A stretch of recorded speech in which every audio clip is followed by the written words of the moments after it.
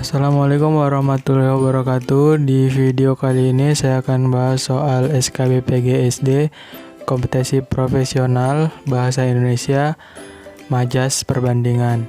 Nah, sebelum masuk ke latihan soal, teman-teman yang belum subscribe, silahkan subscribe terlebih dahulu, like, komen, dan bagikan video ini ke teman-teman yang mau tes SKB yang lainnya. Oke, langsung aja masuk ke soal-soal yang pertama. Soal nomor 1. Gaya bahasa yang digunakan penulis untuk menyampaikan sebuah pesan secara imajinatif dan kias disebut A. Majas, B. Frasa, C. Prosa, D. Pantun. Jawabannya adalah jawabannya adalah A. Majas ya. Kalau frasa itu adalah satuan yang terdiri dari dua kata atau lebih yang menduduki satu fungsi kalimat. Kemudian kalau prosa itu karangan bebas, dia tidak terikat oleh banyaknya baris, suku kata dalam kalimat, irama dan rimanya. Kalau pantun ya dia puisi lama yang memiliki terdiri dari 4 baris dan memiliki sampiran dan isi. Oke, jadi jawaban yang tepat adalah majas, karena majas merupakan satu gaya bahasa dalam karya sastra. Oke, lanjut ke soal nomor 2. Suatu gaya bahasa dalam karya sastra yang bermakna kiasan untuk menggambarkan suatu objek dengan perbandingan langsung dan tepat atas dasar sifat yang sama atau hampir sama dengan objek lainnya disebut A. Majas personifikasi, B. Majas metafora, C. Majas hiperbola, D. Majas asosiasi.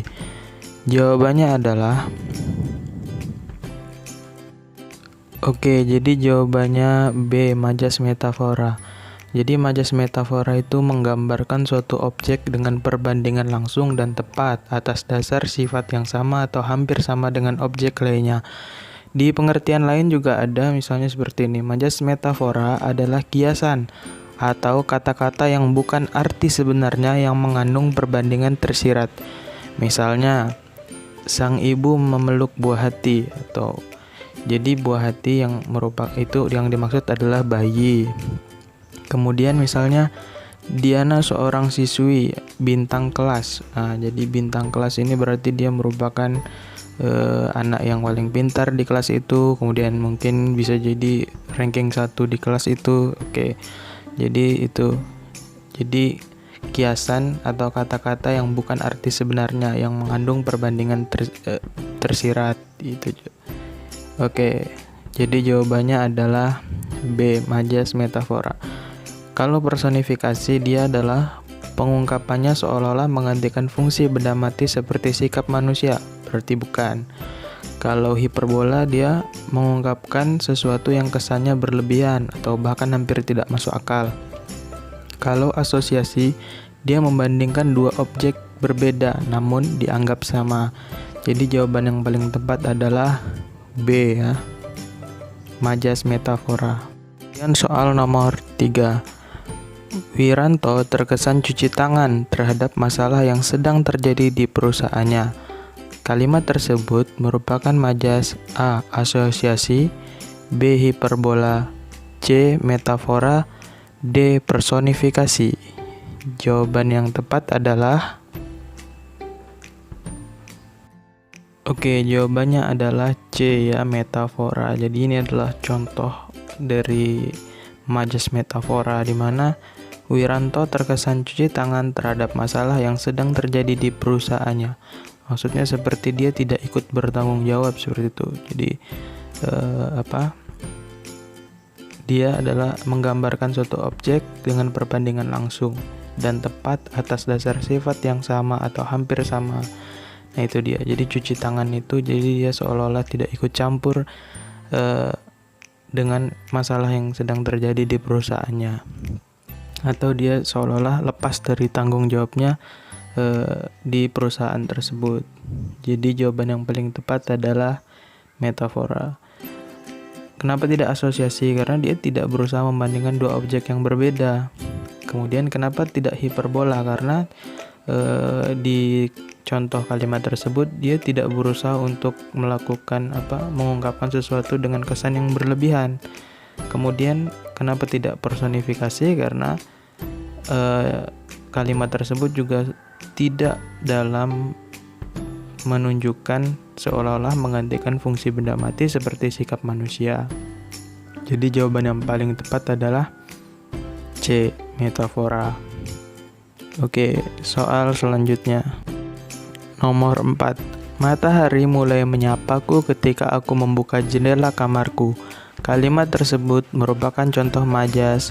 A. Metafora. B. Asosiasi. C. Personifikasi. D. Hiperbola. Jawabannya adalah, jadi jawaban yang tepat untuk nomor 4 adalah D. Personifikasi. Jadi untuk personifikasi ini gampang kata kuncinya. Satu, dia ada benda mati seperti matahari. Kemudian menyapaku. Nah, dia bersikap seolah-olah seperti manusia. Jadi jawaban yang tepat adalah personifikasi, karena personifikasi adalah majas yang pengungkapannya seolah-olah menggantikan fungsi benda mati seperti sikap manusia. Jadi bukan metafora, bukan juga hiperbola, karena kalau hiperbola kan sesuatu yang kesannya berlebihan, bahkan hampir tidak masuk akal. Kalau asosiasi juga bukan, karena membandingkan dua objek berbeda namun dianggap sama. Jadi yang tepat adalah personifikasi, karena menyapaku itu, pada matahari mulai menyapaku itu adalah benda mati yang bersikap seolah-olah seperti manusia. Oke, jadi jawaban nomor 4 adalah personifikasi. C ya, jawaban yang benar. Oke, soal nomor 5. Ayahku bekerja membanting tulang untuk menghidupi keluargaku. Kalimat tersebut merupakan contoh majas. A. Hiperbola. B. Metafora. C. Personifikasi. Atau D. Asosiasi. Jawaban yang paling tepat adalah, jawaban yang paling tepat adalah A ya, hiperbola. Karena apa? Karena dalam kalimat tersebut majasnya itu mengungkapkan sesuatu yang kesannya berlebihan atau bahkan hampir tidak masuk akal. Maka majasnya adalah hiperbola. Bagaimana bisa hiperbola? Yuk coba kita lihat kalimatnya. Ayah bekerja membanting tulang. Nah, ayahku bekerja membanting tulang. Itu sesuatu yang kesannya berlebihan ya, maksudnya adalah kerja keras, apapun pekerjaannya dia bekerja keras, tapi dalam konteks di kalimat itu kesannya berlebihan, bahkan hampir tidak masuk akal ya. Jadi jawaban yang paling benar adalah A. Hiperbola. Oke, jadi sesuatu yang sifatnya tidak masuk akal atau berlebihan itu pasti hiperbola. Nah, jadi di soal nomor 5 itu jawaban yang paling tepat hiperbola. Kenapa tidak metafora? Ya karena memang kalau metafora kan dia kiasan yang menggambarkan suatu objek dengan perbandingan langsung dan tepat atas dasar sifat yang sama atau hampir sama dengan objek lainnya. Bukan juga personifikasi, karena dia tidak seolah-olah menggantikan fungsi benda mati seperti sikap manusia. Juga bukan asosiasi, juga bukan membandingkan dua objek berbeda namun dianggap sama. Jadi jawaban yang paling tepat adalah hiperbola ya. Oke. Soal selanjutnya nomor 6. Orang yang berada di dalam penjara itu seperti burung di dalam sangkar. Kalimat tersebut merupakan contoh majas. A. Personifikasi. B. Asosiasi. C. Hiperbola. D. Metafora. Jawaban yang paling tepat adalah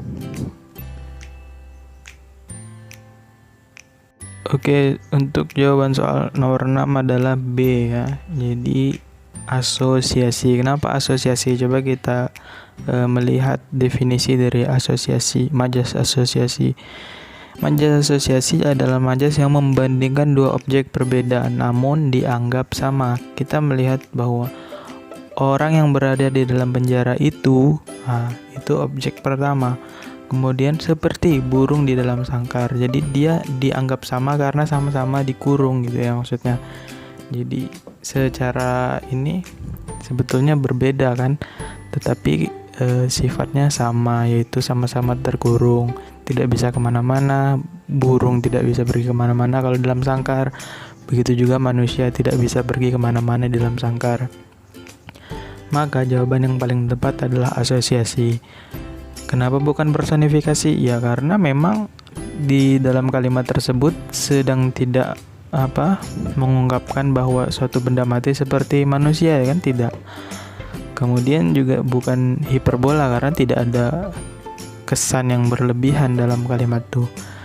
Oke, maka jawabannya adalah asosiasi ya. Soal nomor 7.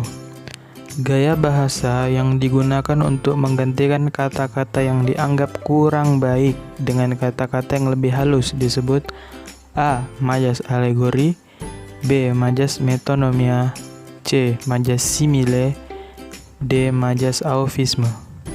Jawaban yang tepat adalah jawaban yang tepat adalah D. Majas eufisme. Jadi majas eufisme itu adalah majas yang menggantikan kata-kata yang dianggap kurang baik dengan kata-kata yang lebih halus. Misalnya kita ambil contoh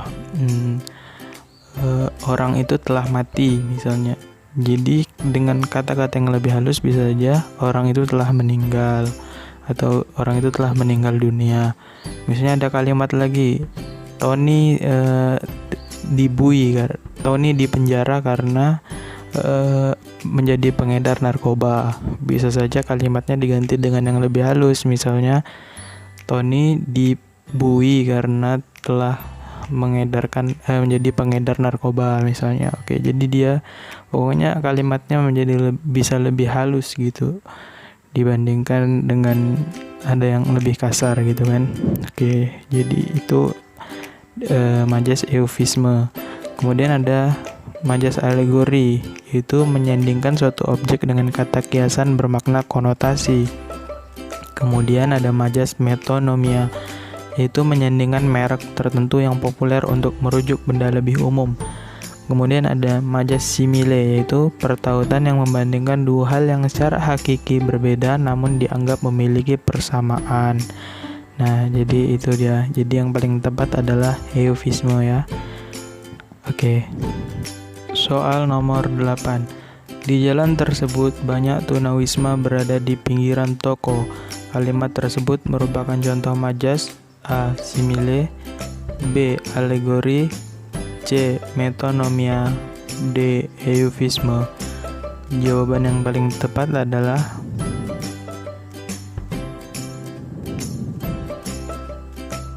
jawaban yang paling tepat adalah majas eufisme. Kenapa majas eufisme? Karena coba kalau kita lihat di dalam soal, di jalan tersebut banyak tunawisma berada di pinggiran toko, maka kata yang menjadi sorotan adalah tunawisma.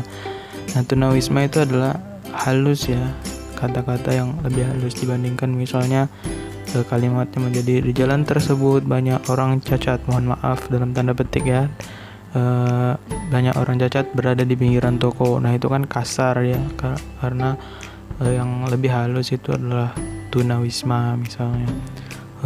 Jadi itulah jawabannya. Kenapa bukan alegori? Karena dia tidak sedang menyandingkan suatu objek dengan kiasan bermakna konotasi.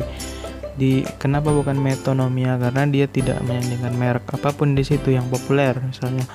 Kemudian juga bukan simile karena dia tidak sedang membandingkan dua hal yang secara hakiki berbeda namun dianggap sama, memiliki persamaan maksudnya. Jadi yang paling tepat adalah majas eufisme ya.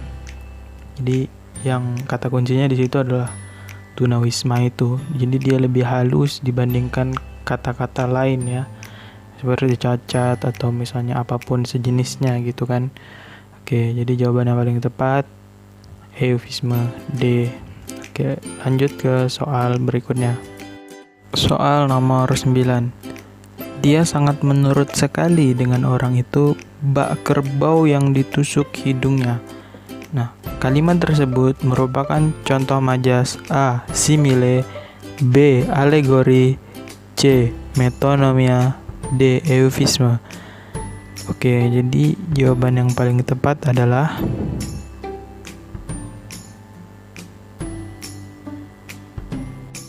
jawaban yang tepat adalah A. Simile. Kenapa simile? Kita bacakan dulu definisinya.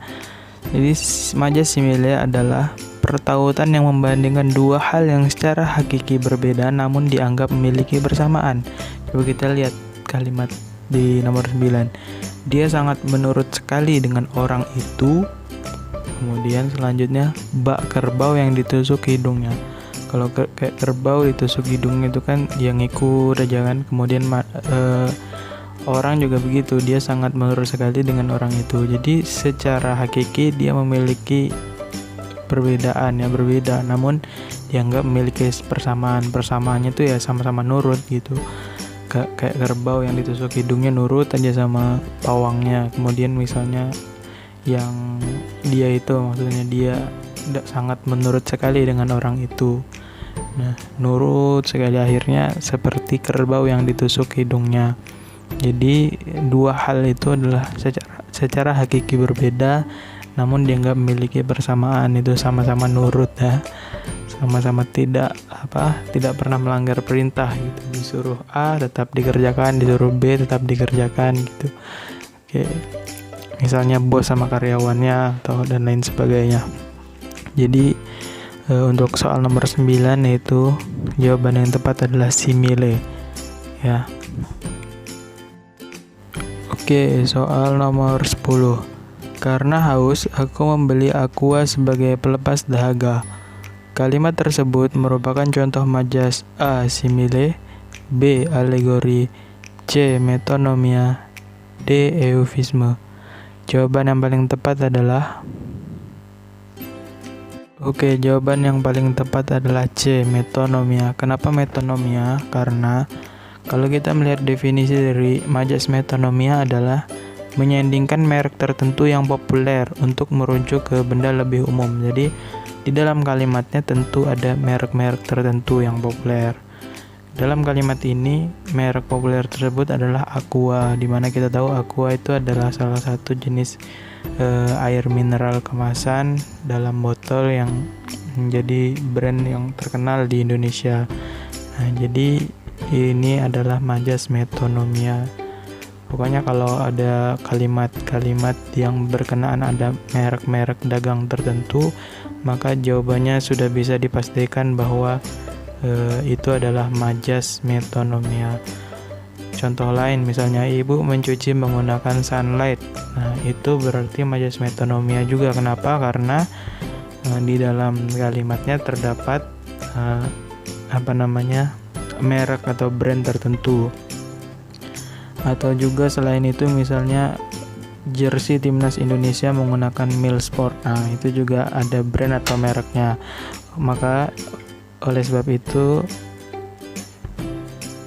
majasnya adalah majas metonomia. Oke, itu adalah contoh ya. Oke, lanjut ke soal selanjutnya. Oke, soal selanjutnya nomor 11. Suami adalah nahkoda dalam mengarungi kehidupan rumah tangga. Nah, kalimat tersebut merupakan contoh majas: A. Simile, B. Alegori, C. Metonomia, D. Eufisme. Jawaban yang paling tepat adalah jadi jawaban yang paling tepat adalah B. Alegori. Kenapa alegori? Kita lihat definisi dari alegori. Majas alegori adalah majas yang menyandingkan suatu objek dengan kata kiasan bermakna konotasi. Kalau kita lihat dalam kalimat, nahkoda itu adalah kata yang bermakna konotasi. Kita lihat suami adalah nahkoda dalam mengarungi kehidupan rumah tangga. Jadi suami memang adalah pemimpin dalam rumah tangga, diibaratkan sebagai nahkoda, ya kan? Nahkoda kan di kapal dia adalah kepalanya. Kemudian bisa saja misalnya contoh lain, misalnya suami adalah pilot dalam mengarungi kehidupan rumah tangga. Bisa juga. Pokoknya sesuatu yang ada kata kiasannya dan disandingkan dengan sesuatu objek, maka itu adalah majas alegori ya. Intinya ada satu kata yang bermakna konotasi, bisa saja pilot, bisa saja masinis, bisa saja driver misalnya, tergantung kalimatnya seperti apa. Tetapi formatnya akan tetap sama, yaitu ada satu kata kiasan untuk menggambarkan satu objek ya, yang istilahnya menyandingkan satu objek dengan kata kiasan yang bermakna konotasi. Oke, jadi kenapa bukan eufisme? Karena dia tidak dalam rangka menggantikan kata-kata yang dianggap kurang baik kan dengan kata yang lebih halus. Bukan juga metonomia, karena nakoda itu bukan merupakan merek ya. Jadi bukan merupakan merek yang populer gitu, maksudnya yang merujuk ke benda lebih umum gitu. Bukan juga simile ya, yang hakiki secara hakiki berbeda namun dianggap miliki bersamaan juga kan. Oke. Lanjut ke soal nomor 12. Soal selanjutnya nomor 12. Majas sinekdode terbagi menjadi dua, yaitu titik-titik dan titik-titik. A. Pars pro toto dan paradoks. B. Pars pro toto dan totem pro parte. C. Totem pro parte dan litotes. D. Paradoks dan litotes. Jawaban yang paling tepat adalah jadi jawaban yang paling tepat adalah B. Pars pro toto dan totem pro parte. Jadi majas sinekdode ini memang terbagi menjadi dua, yaitu pars pro toto dan totem pro parte. Kita bahas satu-satu ya. Jadi sinekdode pars pro toto adalah gaya bahasa yang menyebutkan sebagian unsur untuk menampilkan keseluruhan sebuah benda. Jadi dia menyebutkan sebagian saja dari satu unsur, lalu tetapi sudah menampilkan keseluruhan benda tersebut. Kemudian sinekdode totem pro parte itu kebalikannya dari gaya bahasa sinekdode pars pro toto, yaitu gaya bahasa yang menyebutkan keseluruhan unsur untuk merujuk pada sebagian benda atau situasi. Oke, jadi itu bahasa nomor 12 terbagi menjadi dua, pars pro toto dan totem pro parte. Oke, soal selanjutnya.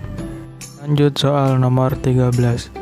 Sudah seminggu ini, Diva belum melihat sekalipun batang hidung atasannya. Kalimat tersebut merupakan contoh majas. A. Pars pro toto. B. Totem pro parte. C. Paradoks. D. litotes. Jadi dia di soal ini menanyakan majas apa? Apakah sinekdode pars pro toto, totem pro parte, paradoks atau litotes? Oke, jawaban yang paling tepat adalah A. Sinekdode pars pro toto. Kenapa? Coba kalau kita lihat pembahasannya. Sinekdode pars pro toto adalah gaya bahasa yang menyebutkan sebagian unsur untuk menampilkan keseluruhan sebuah benda. Coba kita lihat soalnya. Sudah seminggu ini Diva belum melihat sekalipun batang hidung atasannya. Nah, kata yang batang hidung itu menunjukkan sebagian kan. Batang hidung di situ merujuk pada individu secara keseluruhan. Maksudnya atasannya tuh udah seminggu ini tidak pernah datang. Jadi jawaban yang paling tepat adalah A. Pars sinekdode pars pro toto ya. Oke. Soal selanjutnya. Soal nomor 14. Indonesia menjuarai All England hingga 8 kali berturut-turut. Kalimat tersebut merupakan contoh majas. A. Paradoks. B. Litotes. C. Pars pro toto. D. Totem pro parte. Oke, jawaban yang paling tepat adalah